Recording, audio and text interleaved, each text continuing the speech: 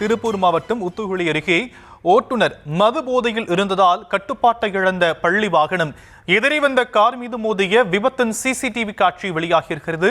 இதுகுறித்த விவரங்களை நம்முடைய செய்தியாளர் பூபதி வழங்க நாம் கேட்கலாம். பூபதி, விரிவான விவரங்கள்.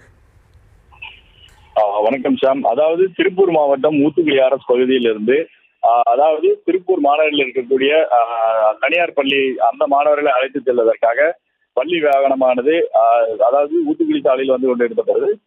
கருமாரம்பாளையம் பகுதியை கடக்கும் பொழுது பள்ளி வாகனமும் எதிரே வந்த காரும் நேருக்கு நேர் மோதிய விபத்து பெரும் பரபரப்பை ஏற்படுத்தியது. இந்த விபத்தில் பள்ளி வாகனத்திற்குள் இருந்த அதாவது மாணவர்கள் யாரும் இல்லாத காரணத்தால் பெரும் அசம்பாவிதம் தவிர்க்கப்பட்டது.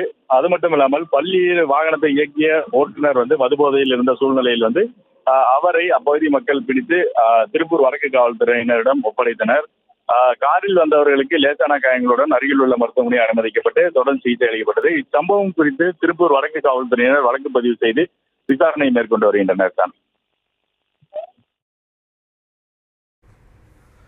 விவரங்களுக்கு நன்றி பூபதி.